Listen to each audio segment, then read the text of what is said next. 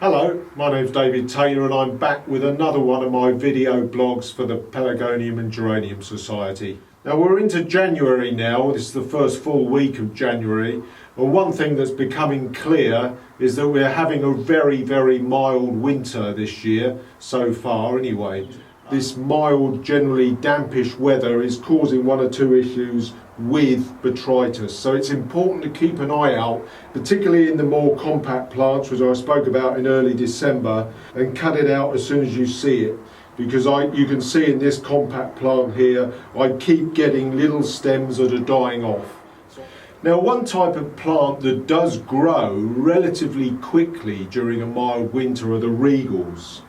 And I'm actually today going to do some potting on of some of the stronger growing Regals that I've had come through over the past few months. This, for instance, is a cutting that I took just towards the end of October. So this would have been potted in the middle to end part of November. And already by the first full week of January, we've got a very strong established root system on this. The roots are growing out of the bottom of the pot, and it's already becoming quite an established, strong growing plant. Now, another thing that I do is grow a certain number of seedlings each year, just to see if I can get anything new and different from some of the better growing Regals that I have in my stock. And this is a plant of a seedling that I took back in the summer. It's grown very strongly. Now, because it is a seedling plant, it's grown away very strong indeed. And this is desperate to be potted on. And I'll give you some examples of the sort of compost that I use for potting on, so that you can use that for information later in the full season, which will begin in a month or two. Now, there's always a lot of conjecture over the type of compost to use for pelargoniums, but I think everybody generally does know that you should always use a very open compost. And I'll give you some examples now of the exact mix that I use for my potted plant pelargoniums. Now, here are the staples of the different elements that I use for my potting compost mix of my pelargoniums. Now, this is a peat-based compost. It's called Westland's Jack's Magic, and I think this is probably the best current retail compost that you can buy.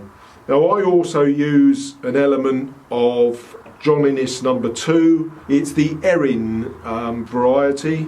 I mean, there are a good number out there.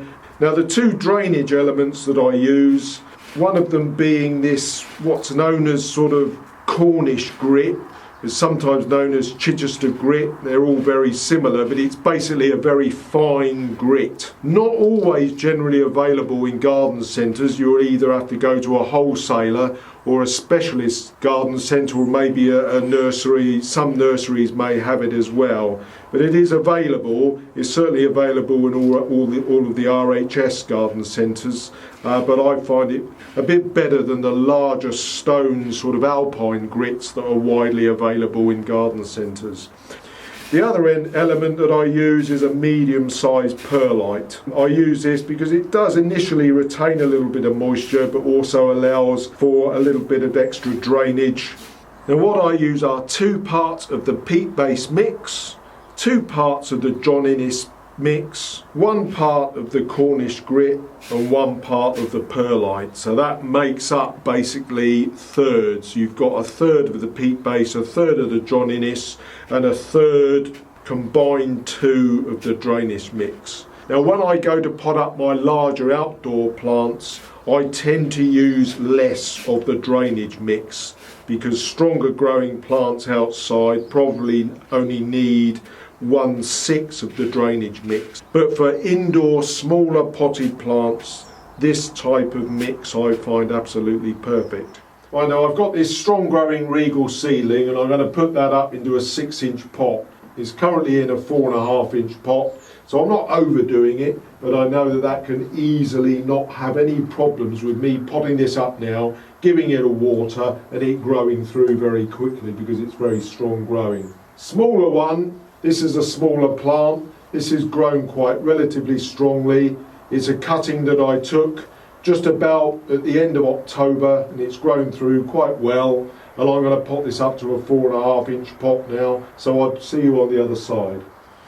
Right, so there we are. I've potted those up now. I'm just banging the outside of the pot just to get the compost nice and tucked in around the base of those root balls. And I'll stand those in a saucer now for about half an hour to let the bottom half of the pot soak up some water, and that'll be fine for them. And as I begin to see the roots grow through, I'll then begin to water them a bit more as the time goes on.